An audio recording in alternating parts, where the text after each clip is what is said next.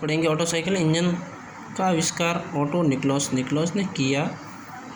इसका डिज़ाइन बड़े स्तर पर सिंगल सिलेंडर वाले इंटरनल कंबशन इंजन की तरह होता है। प्राय इंजन में निम्न प्रकार के चक्कर प्रति मिनट आरपीएम मशीन के नाम से जाना जाता है। ये इंजन ऑटो साइकिल की वजह से प्रत्येक एक दूसरे स्ट्रोक में फायर उत्पन्न करते हैं, जैसे कार ज्वलन उत्पन्न करते हैं। इसकी प्रोसेसिंग, जब इन इंजनों की कार्यकारी में जब पेट्रोल तथा वायु का मिश्रण सिलेंडर में प्रवेश करता है तो सक्शन स्ट्रोक के एक दो पिस्टन टीडीसी से बीडीसी की ओर जाता है। वायुमंडलीय दाब, निम्न दाब में सक्शन क्रिया प्रारंभ हो जाती है। इसके उपरांत कंप्रेशन स्ट्रोक 2 और 3 के दौरान जब पिस्टन बीडीसी से टीडीसी की ओर जाता है तो सिलेंडर में उपस्थित पेट्रोल और हवा का मिश्रण कंप्रेस होता है। ऊष्मा परिवर्धन हीट एडिक्शन स्ट्रोक 3 और 4 में आयतन पर स्पार्क प्लग चिंगारी उत्पन्न करके मिश्रण को प्रज्वलित किया जाता है। तत्पश्चात पावर स्ट्रोक 4 और 5 सिलेंडर में उत्पन्न गैसों से फैलने और चिंगारी उत्पन्न गैसों 3 और 4 में फैलने से चिंगारी उत्पन्न करके मिश्रण को प्रज्वलित किया जाता है। इसके पश्चात पावर एक्सपेंशन स्ट्रोक के दौरान सिलेंडर में उत्पन्न गैस फैलने के तापमान तथा दाब दोनों कम हो जाते हैं, अतः एग्जॉस्ट स्ट्रोक 5-2-1 के दौरान स्थिर आयतन ऊष्मा रद्द हो जाती है, जैसे पिस्टन बीडीसी से टीडीसी की ओर जाने में दहन गैस एग्जॉस्ट बाहर निकलती है। आइए इस डायग्राम को समझते हैं। 1 और 2 सक्शन हो रहा है, 3 और 1 और 2 सक्शन हो रहा है और 2 और 3 कंप्रेसर हो रहा है। 4 और 5 पावर है और 5 और 2 और 1 ये वापस एग्जॉस्ट हो रहा है और इसी में सक्शन की क्रिया प्रारंभ हो जाती है। इसी प्रकार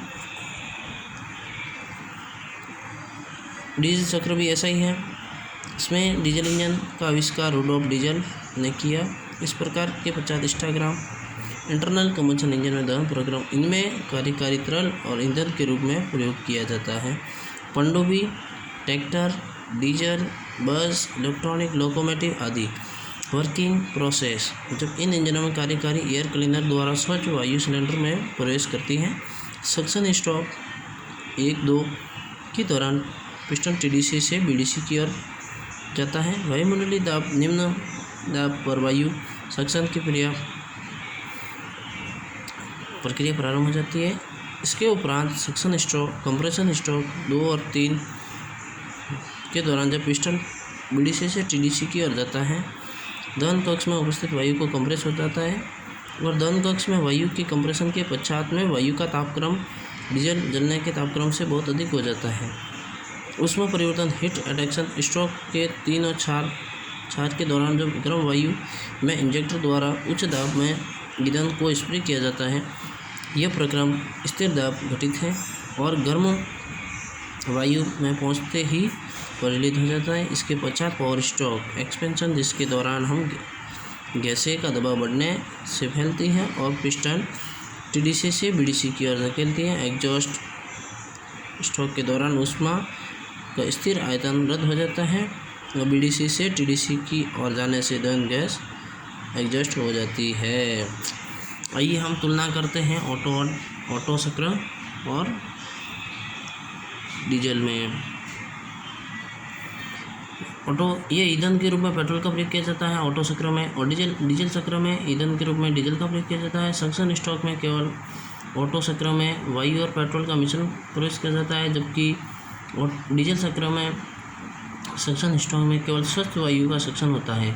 इसमें ऑटो चक्र में मिश्रण को कंप्रेस किया जाता है अनुपात में, इसमें मिश्रण कंप्रेस अधिक अनुपात में होता है।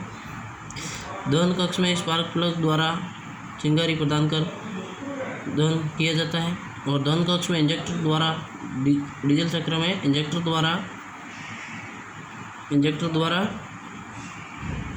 द्वारा डीजल का स्प्रे करके दहन किया जाता है मिश्रण को। मिश्रण का दहन स्थिर आयतन पर किया जाता है। इसमें मिश्रण का दहन स्थिर दाब पर किया जाता है। इसे स्थिर आयतन चक्र भी कहते हैं, इसे स्थिर दाब चक्र भी कहते हैं। चलिए आज इतना ही। चलो दोस्तों।